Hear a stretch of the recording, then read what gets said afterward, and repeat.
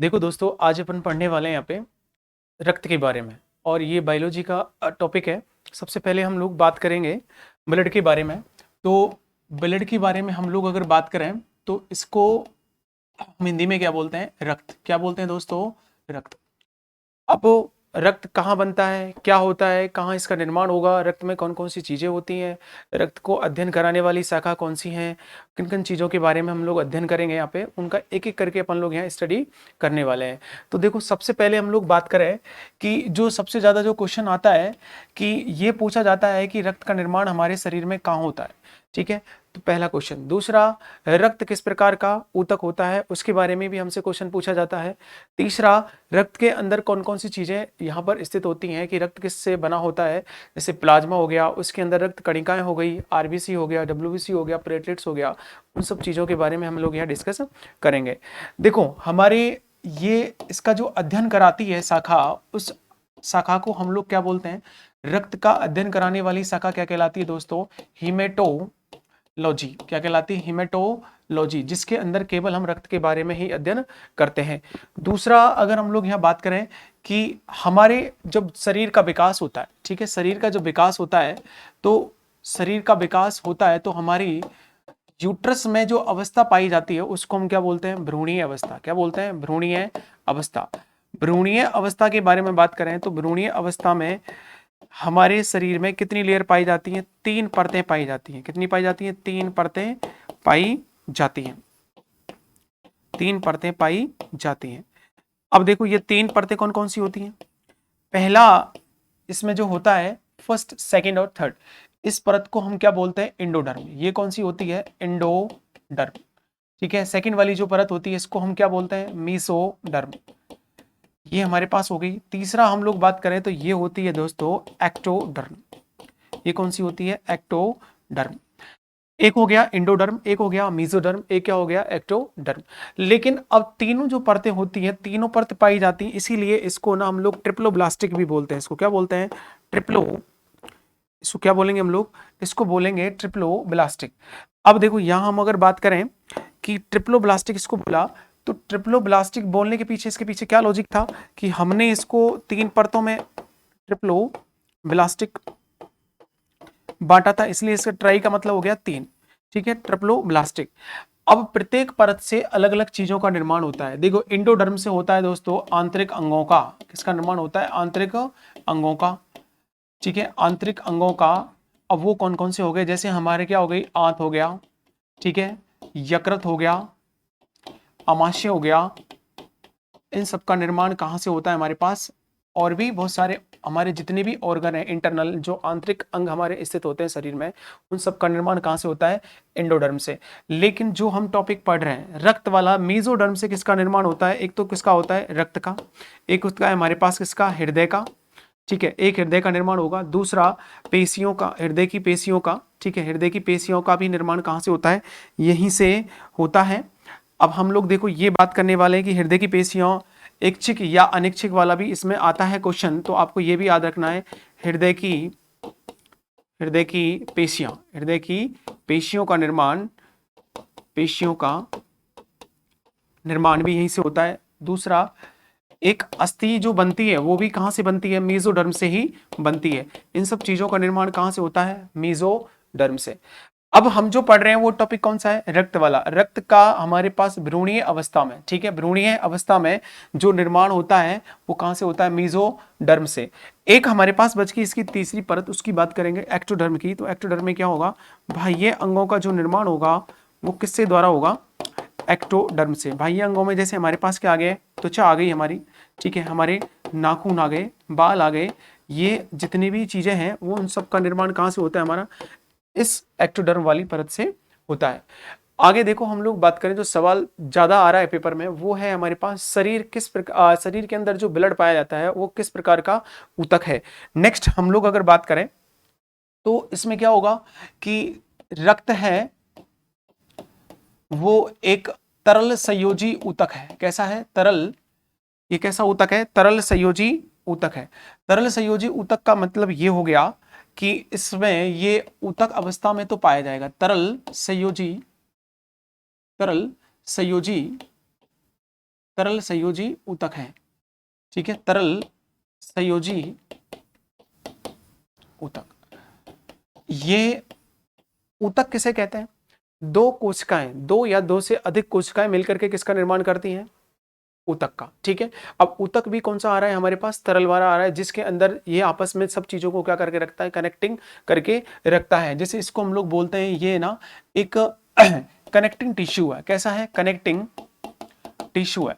अब connecting tissue का अर्थ ये हो गया कि जो भी ब्लड में चीजें मिलती हैं, जैसे पोषक तत्व हो गए हमारे, आरबीसी हो गया, डब्ल्यूबीसी हो गया, प्लेटलेट्स हो गए, प्लाज्मा हो गया, ये सब चीजें आपस में एक दूसरे से क्या होती हैं? जुड़ी होती हैं, एक साथ ये रहते हैं। तो इस हिसाब से इसको क्या बोला गया? संयोजी, जिसको इंग्लिश में हम क्या बोलते हैं? कनेक्टिंग। ठीक है, आगे देखो, हम लोग बात कर रहे हैं कि इसकी चीजों में हम लोग देखें कि रक्त को कितने भागों में डिवाइड किया गया है। रक्त की हम लोग बात करेंगे तो रक्त को आगे दो भागों में डिवाइड किया गया है। देखो, एक तो हमारे पास क्या होता है? प्लाज्मा। क्या होता है? प्लाज्मा। प्लाज्मा आदि इसके भाग में 55% भाग में क्या पाया जाता है? रक्त में प्लाज्मा। ठीक है, इसके 55% भाग में क्या पाया जाएगा? प्लाज्मा। लेकिन आधे में इसमें क्या होती है? रक्त कणिकाएं। क्या होती है? रक्त कणिकाएं होती हैं। और रक्त कणिकाओं की बात करें दोस्तों, तो रक्त कणिकाएं कितने प्रतिशत पाई जाएंगी? अब देखो, 55 में से कितने बच गए यहाँ पर? 45, तो ये 45 आ जाएगा। तो यहाँ रक्त कणिकाओं का अगर हम लोग देखें तो ये कितने प्रकार की होती है? एक तो होती है अपने पास आरबीसी, एक क्या होती है दोस्तों? डब्ल्यूबीसी, और एक क्या होती है हमारे पास? प्लेटलेट्स। ठीक है, एक क्या होती है? प्लेटलेट्स। अब इनका हम लोग देखते हैं कि आरबीसी को क्या बोलते हैं? लाल रक्त कणिका। डब्ल्यूबीसी को क्या बोलते हैं हम लोग? श्वेत रक्त कणिका। और प्लेटलेट्स को हम लोग दूसरे नाम से भी जानते हैं, जैसे हम लोग इसको बात करें, इसको बिंबाणु के नाम से भी हम लोग जानते हैं। ठीक है, तो ये भी चीज हमारे पास आ जाएगी। अब आगे, इसी को आगे देखो हम लोग बढ़ाएं कि रक्त में एक प्रोटीन पाई जाती है। कौन सी पाई जाती है? एक प्रोटीन पाई जाती है, और वो कौन, क्या नाम है उसका? हीमोग्लोबिन। क्या है? हीमोग्लोबिन। अब आप लोग एक चीज सुनो, हीमो जो ग्लोबिन है, इसका कलर कैसा होता है? वायलेट। कैसा होता है? बैंगनी होता है। ध्यान रखना, कैसा होता है? बैंगनी। लेकिन जब ये हमारे ब्लड में, रक्त में आकर के क्या आती है? ऑक्सीजन। क्या आती है दोस्तों? ऑक्सीजन आती है। तो इस रक्त में ऑलरेडी क्या होता है? हीमोग्लोबिन Hb होता है, और ये ऑक्सीजन से क्रिया करता है तो क्या बनाता है? HbO2। क्या बनाता है? HbO2। सुन लो, इसका रंग लाल कब होता है रक्त का? जब ये ऑक्सीजन से क्रिया कर जाता है तो उस टाइम ये क्या बनाता है? Oxy haemoglobin. क्या बनाएगा? Oxy haemoglobin. और ऑक्सी हीमोग्लोबिन जब बनेगा तो उस अवस्था में इसका जो कलर है वो कैसा होगा? रेड। कैसा होगा? लाल रंग हो जाता है। तो ये लॉजिक होता है, हम डायरेक्टली ये नहीं बोलेंगे कि हीमोग्लोबिन का रंग कैसा होता है? रेड होता है। आगे देखो कि ये एक है ना, रक्त तरल परिसंचारी तरल है। रक्त, ठीक है, रक्त तरल, रक्त तरल परिसंचारी, परिसंचारी तरल है। देखो, इसको ऐसा क्यों कहा गया है? ऐसा इसलिए इसको कहा गया है कि रक्त तरल अवस्था में होता है, पहली चीज। तो दूसरी चीज हमारे पास क्या हो गया? परी मतलब चारों ओर। हमारी बॉडी में ये चारों ओर फ्लो होता है। ठीक है, हमारे हार्ट से निकलेगा, हार्ट से निकलने के बाद पूरे जो जितने भी हमारे पास लीवर, आमाशय, किडनी, ठीक है, जितने भी ऑर्गन्स है उसमें सब में जाके जो भी रिएक्शन होगी उसके बाद वापस से ये कहाँ आएगा? दोबारा से हार्ट में आएगा। नेक्स्ट हम लोग देखते हैं कि रक्त के अंदर, ठीक है, रक्त के अंदर पाए जाने वाला वर्णक, पाए जाने वाला वर्णक, ठीक है, कौन सा होता है? ये जिसको हम लोग, देखो इसमें ना दो तरह के क्वेश्चन बनेंगे। एक तो होता है हमारे पास श्वसन वर्णक, भी यही होता है जो श्वसन तंत्र में हम लोग पढ़ाते हैं, तो वो भी क्या होता है? हीमोग्लोबिन। क्या होगा? हीमोग्लोबिन। हमारी बॉडी में अगर हम लोग बात करेंगे नेक्स्ट कि मानव, एक स्वस्थ मानव में, ठीक है, नर की बात करें तो नर के अंदर इसकी जो मात्रा होती है वो कितनी होती है? 5 से 5.5 लीटर। और अगर हम लोग बात करेंगे मादा की, तो मादा के अंदर कितनी होती है? 4 से 4.5 लीटर। दूसरा हम लोग यहाँ एक चीज और देखें कि 4.5 लीटर के तक ये यहाँ पर रेंज होती है। लेकिन अगर इसको देखा जाए कि मनुष्य के शरीर के भार का, शरीर के भार का 7 से 8%, 7 से 8% रक्त, 7 से 8% रक्त होता है।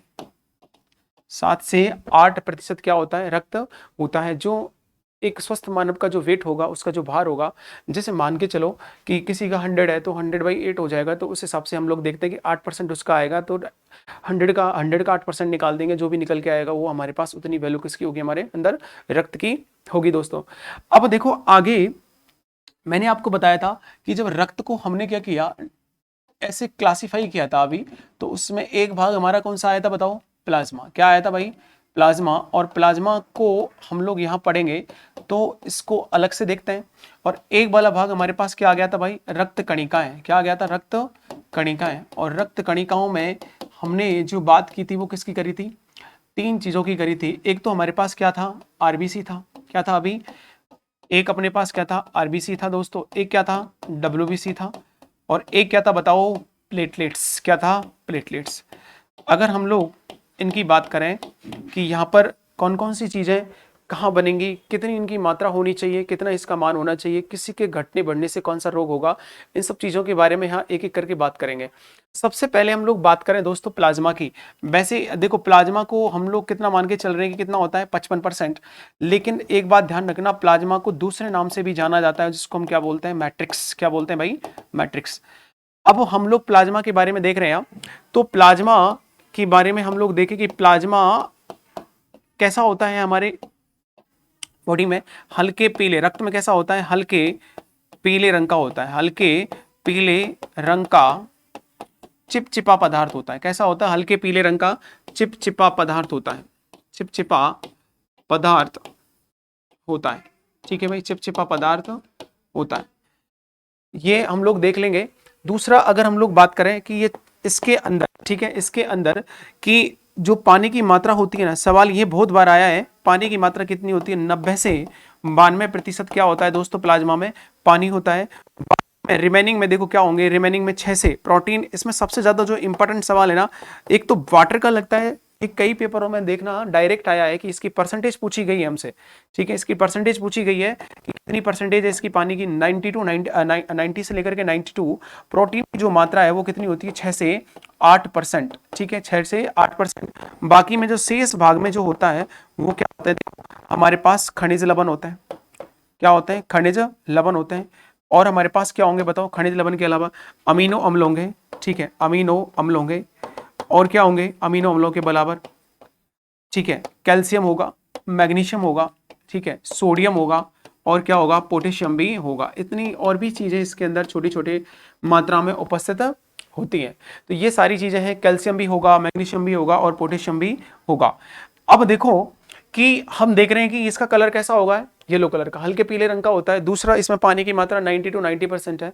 प्रोटीन की बात करेंगे, जो क्वेश्चन आता है, जहां से ज्यादातर सवाल आता है वो किसका आता है, प्रोटीन का। तो इसमें प्रोटीन की बात करें, प्लाज्मा में जो प्रोटीन मिलती है दोस्तों, देखो हमने पढ़ा यहाँ प्लाज्मा के बारे में, तो इसमें 3 प्रकार की प्रोटीन है। एक कौन सी है, प्रोथ्रोम्बिन। एक कौन सी है दोस्तों, प्रोथ्रोम्बिन। और प्रोथ्रोम्बिन की बात करेंगे तो एक तो हमारे पास प्रोथ्रोम्बिन, और इसी के साथ में कौन सी है, फाइब्रोनोजन। एक कौन सी है, फाइब्रोनोजन, नोइजन, ठीक है, क्या है, फाइब्रोनोजन। दोनों प्रोटीन, हमारे को ये याद रखना है, सवाल यही नहीं आएगा कि कौन सी प्रोटीन होती है, दोनों प्रोटीन का कार्य आपको आना चाहिए।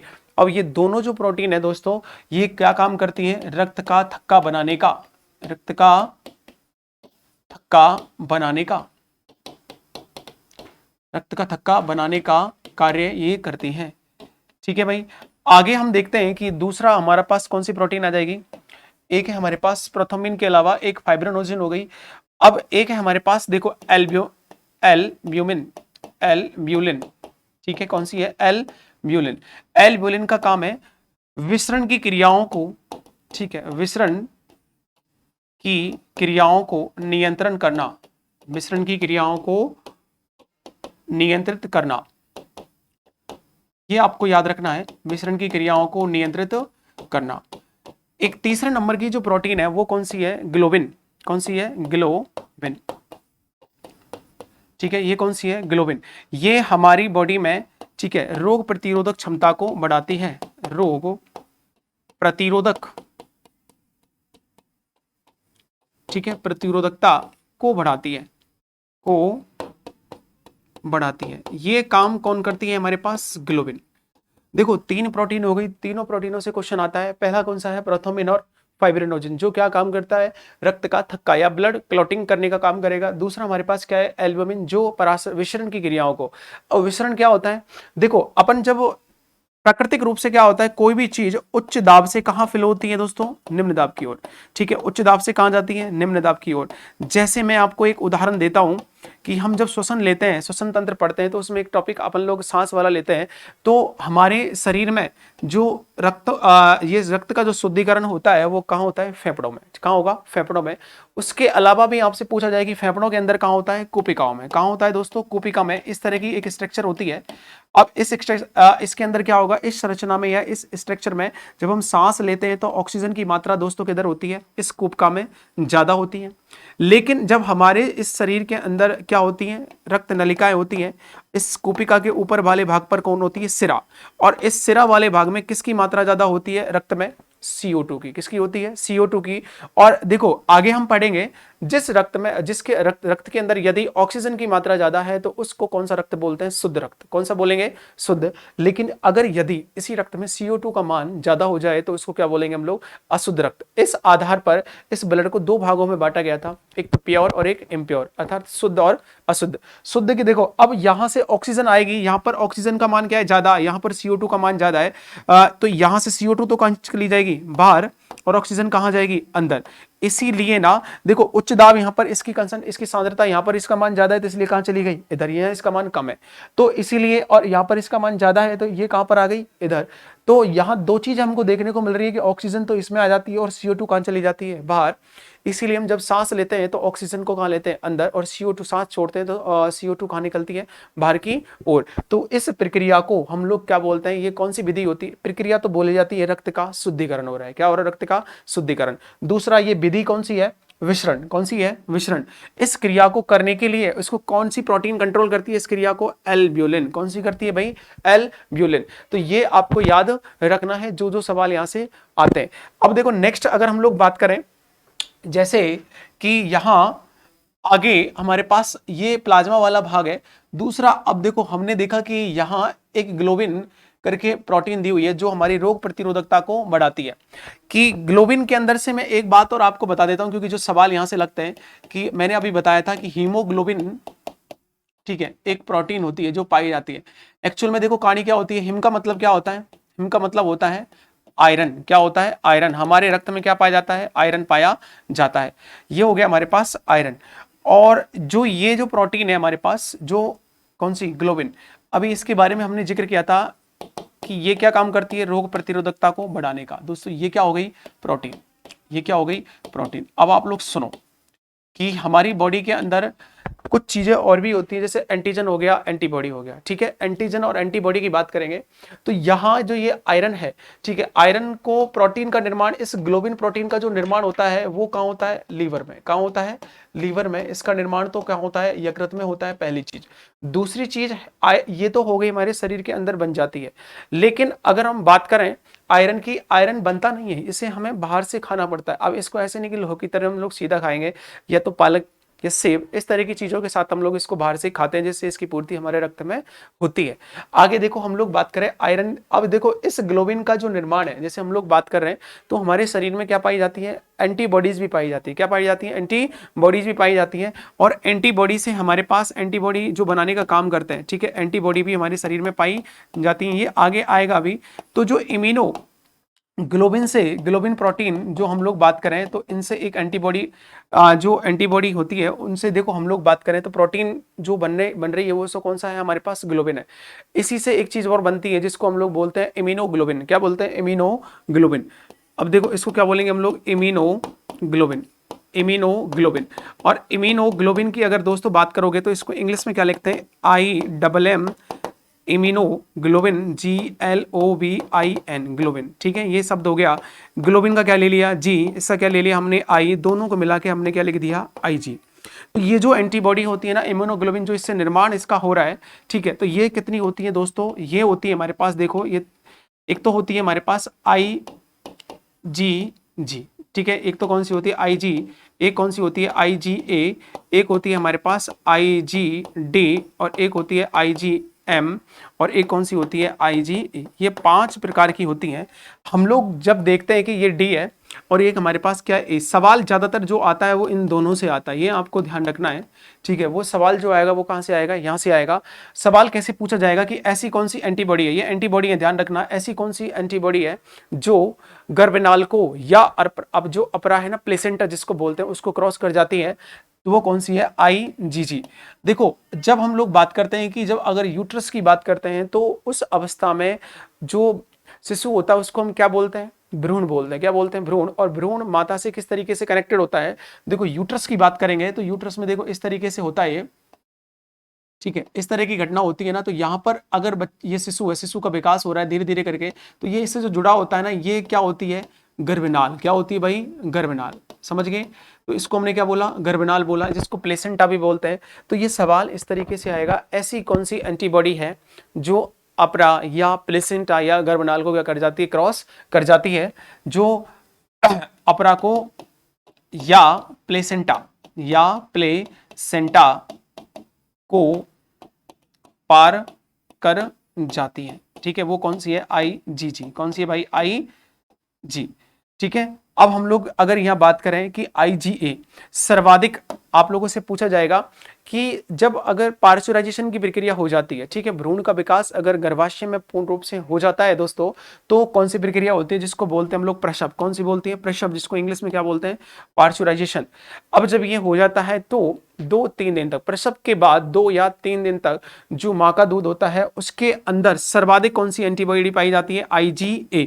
उसको हम लोग क्या बोलते हैं, कोलेस्ट्रॉम। क्या बोलते हैं, कोलेस्ट्रॉम। ठीक है, कोलेस्ट्रॉम।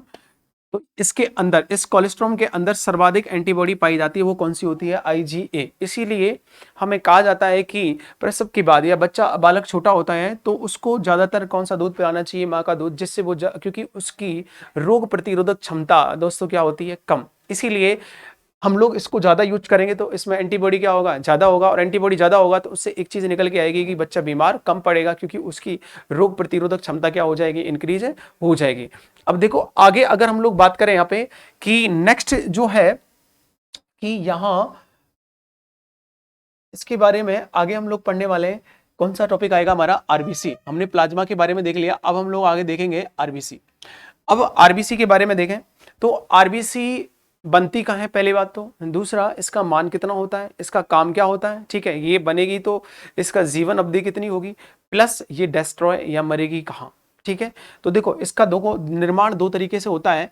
इसके निर्माण के बारे में बात करेंगे तो दोस्तों इसका जो निर्माण होता है भ्रूणीय अवस्था में। ठीक है, भ्रूणीय अवस्था में तो कहाँ होता है, लाल अस्थि मज्जा में। कहाँ होता है भाई, भ्रूणीय अवस्था में कहाँ होगा, लाल अस्थि मज्जा में। कहाँ होगा, लाल अस्थि मज्जा में। ठीक है, ये चीज समझ में आ गई। दूसरा, अगर वयस्क अवस्था में, जन्म से पहले या जन्म के बाद की अगर हम लोग बात करेंगे तो जन्म के बाद कहाँ होगा, ये होगा लीवर में। कहाँ होगा, लीवर में, जन्म के बाद। तो ये इसका निर्माण कहाँ होगा हमारा, यकृत या लीवर में। ये चीज आपको समझ में आ जानी चाहिए, क्योंकि ये यहाँ बहुत बड़ा अंतर हो गया है। ये इसकी जीवन अवधि कितनी होती है बताओ, इसकी जीवन अवधि या लाइफ अवधि जो कितनी होती है, वो जीवन अवधि होती है, वो कितनी होती है, 120 दिन। कितनी होती है, 120 दिन। ये मरेंगी कहाँ पर, ठीक है, ये भी आपको ध्यान रखना है, ये मरेंगी कहाँ पर, प्लीहा में। कहाँ मरेंगी, प्लीहा में। ये आपको ध्यान रखना है, प्लीहा, जिसको इंग्लिश में क्या बोलते हैं, स्प्लेन। ठीक है, क्या बोलते हैं, स्प्लेन। ये आपको याद होना चाहिए। अब देखो सुनो, इनकी संख्या है वो कितनी होती है, यहाँ हम लोग और एक चीज देखें, इनकी जो संख्या होती है वो कितनी होती है। संख्याओं के बारे में डिस्कस किया जाए, नर के बारे में बात करेंगे तो इसकी कितनी होती है, 50 से 55 लाख। कितनी होती है, 50 से 55 लाख। ठीक है, और मादा के बारे में अगर बात करें तो मादा के बारे में दोस्तों क्या होती है, मादा में कितनी होती है, 40 से 45 लाख। कितनी होती है, 40 से 45 लाख। अब सबसे जो इंपॉर्टेंट क्वेश्चन है कि इसकी आकृति कैसी होती है। ठीक है, इसकी आकृति कैसी होती है। देखो इसके कई तरीके के सवाल के आंसर मिलेंगे आपको।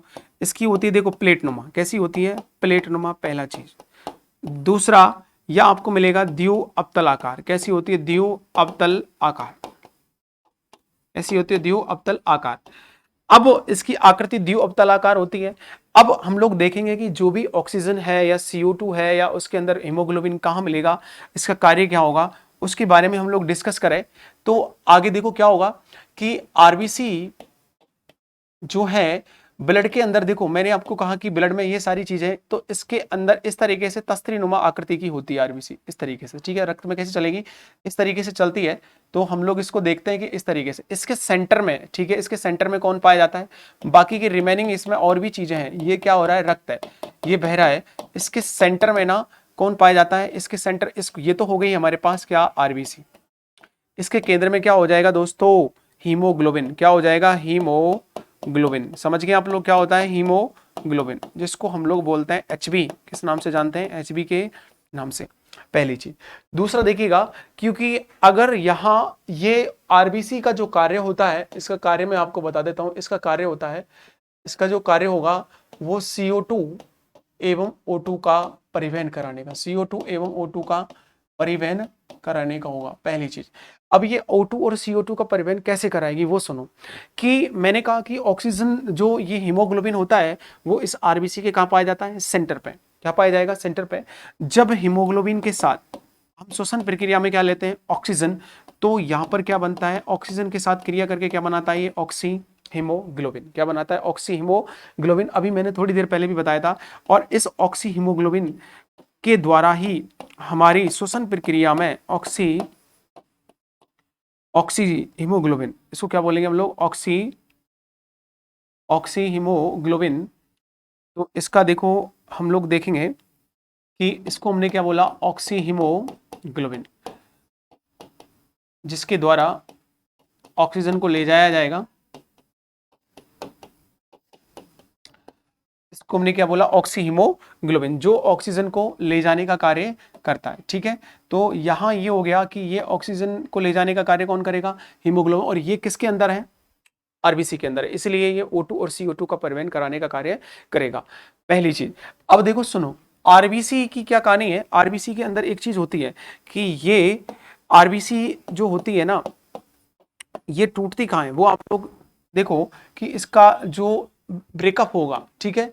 तो आपको मैं थोड़ा सा यहां आइडिया दे देता हूं कि आरबीसी टूटेगी कहां पर, टूटेगी दोस्तों, आरबीसी टूटती है यकृत में। कहां टूटती है, यकृत में। और कितने भागों में, दो भागों में। कितने भागों में, ये दो भागों में टूटती है।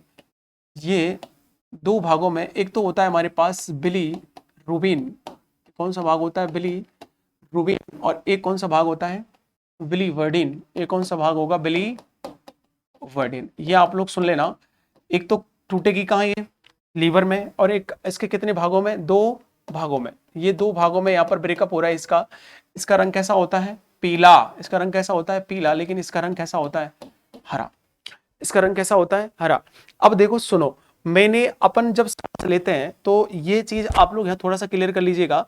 इस तरीके से हम लोग बात कर रहे हैं, ये हम लोग यहाँ से क्या आ रही है, ऑक्सीजन अंदर आ रही है, ठीक है, सांस लेने के दौरान। और CO2 कहाँ जाती है, बाहर।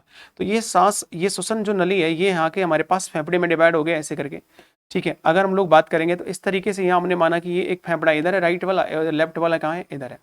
यहाँ पर क्या आ गई, मैंने कहा कि छोटी छोटी इस तरह की क्या होती है, यहाँ पर कुपिकाएं होती है, छोटी छोटी क्या होती है यहाँ पर, कुपिकाएं। और यहाँ पर क्या हो रहा है, ब्लड फ्लो हो रहा होता है इस तरीके से, ठीक है। यहाँ पर क्या हो रहा है, यहाँ सिराएं होती हैं।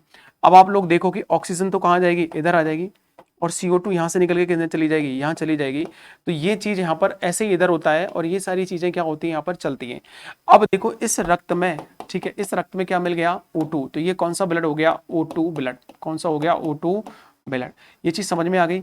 अब ये जब ये आगे इस तरीके से फ्लो होगा, आगे जब इस तरीके से चलेगा, तो आगे हमारे पास क्या होगा, ये O2 जो वाला ब्लड है, यहाँ हमारा शरीर के अंदर क्या मिलती है, शरीर में क्या पाई जाएंगी, कोशिका। शरीर में क्या होती है, कोशिका। और कोशिका में क्या पाई जाती है, बताओ, माइट्रोकॉन्ड्रिया। क्या मिलती है, माइट्रोकॉन्ड्रिया। अब माइट्रो जब कॉन्ड्रिया होती है, तो इस माइट्रोकॉन्ड्रिया में, ठीक है, माइट्रोकॉन्ड्रिया में क्या मिलेगा, यहाँ पर देखो, यहाँ से क्या आ रही है, ऑक्सीजन आ रही है। ये कौन सा ब्लड है, ऑक्सीजन वाला ब्लड है, ध्यान से देखना। और इस माइट्रोकॉन्ड्रिया में क्या मिलता है हमको, ग्लूकोज। क्या मिलता है, ग्लूकोज। समझ गए। तो यहाँ जब ग्लूकोज होता है, ठीक है, तो ये जब ग्लूकोज होगा, तो ये ग्लूकोज यहाँ पर किससे अटैच होगा, ऑक्सीजन से। किससे मिलेगी इसकी क्रिया, ऑक्सीजन से होगी। अब ये सब प्रक्रिया ना श्वसन के दौरान होती है। कब होती है, जब हम सांस लेते हैं तो ऑक्सीजन अंदर आती है, फेफड़ों में इनका आदान प्रदान होता है विसरण के द्वारा। उसके बाद यहाँ पर कौन सा रक्त हो जाता है, ऑक्सीजन वाला। आगे ये सारी चीजें, ऑक्सीजन अंदर जाती है, शरीर किससे मिला होता है, कोशिकाओं से। कोशिकाओं में क्या होता है, माइटोकॉन्ड्रिया, और माइटोकॉन्ड्रिया में जो हमारा जो भोजन है या जो हम पोषक तत्व लेते हैं वो किस रूप में आता है, ग्लूकोज। अब देखो पता है यह ग्लूकोज की रिएक्शन पता है किससे होगी, C6H12O6, ओके, और ऑक्सीजन से क्रिया होगी दोस्तों, तो इससे किसका निर्माण होगा, CO2 का, और साथ में क्या बनेगा, H2O, और साथ में क्या बनेगी हमारी ऊर्जा, क्या बनेगी, ध्यान रखना, ऊर्जा का निर्माण होगा। इसको बैलेंस करके देख लेंगे। वो तो ये क्या है, ग्लूकोज, क्या है, ग्लूकोज, और ये ग्लूकोज से इस ग्लूकोज का क्या हो गया, ऑक्सीकरण, क्या हो गया, ऑक्सीकरण। उसके बाद इसने क्या बनाया, CO2, और क्या बनाया, H2O, और उसके बाद हमें ऊर्जा के रूप में क्या मिल गया, ATP।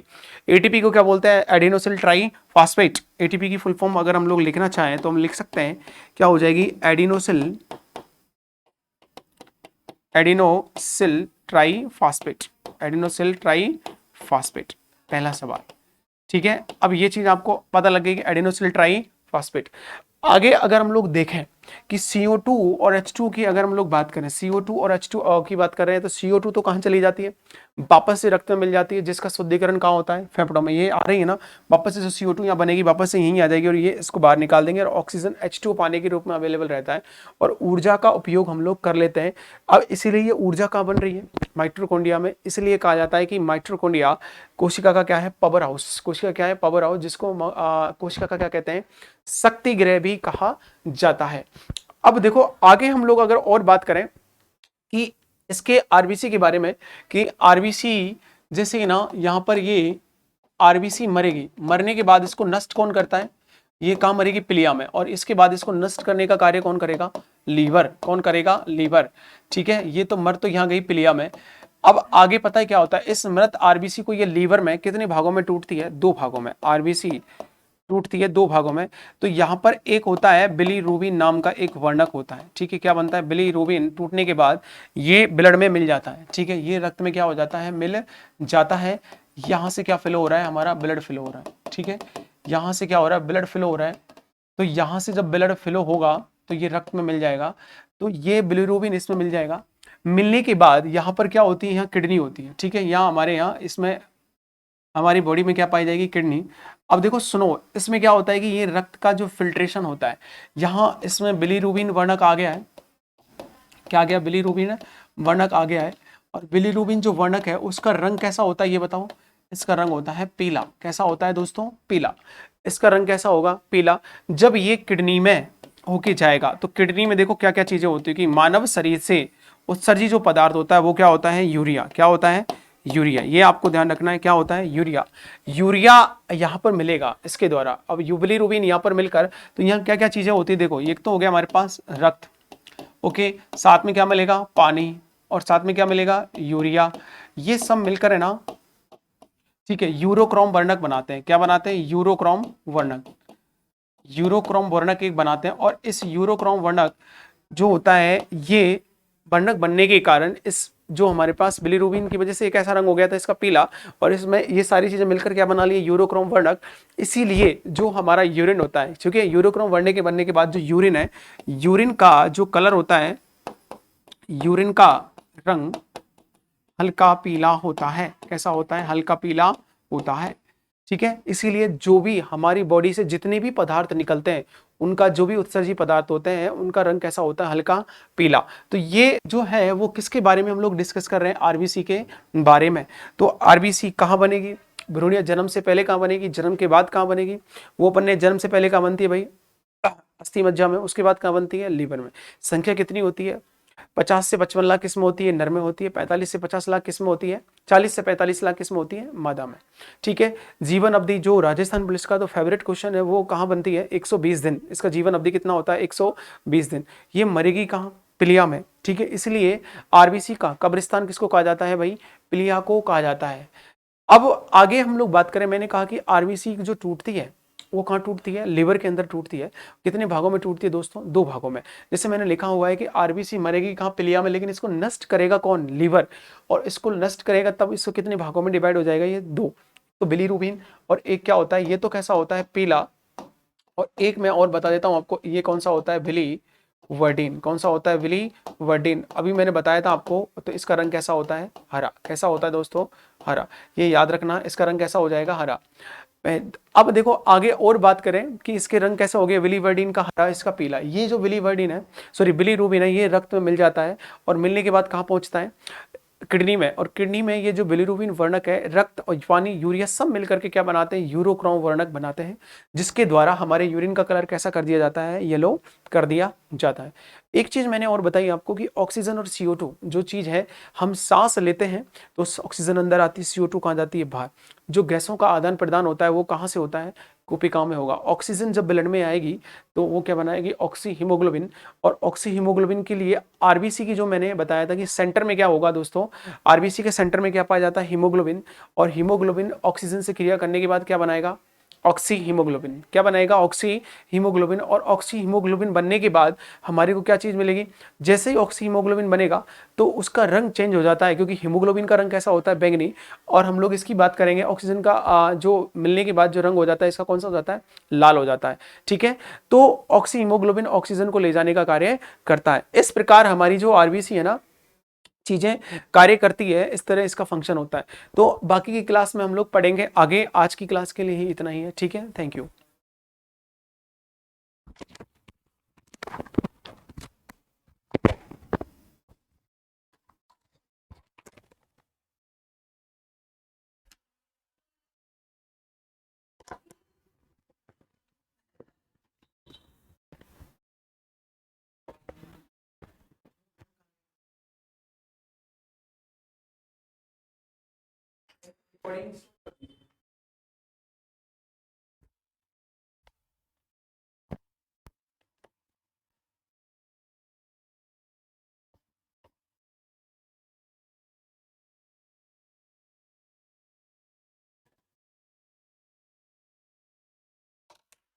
किस पे करनी है क्या सर? ये स्टार्ट हुआ है ना, वहां से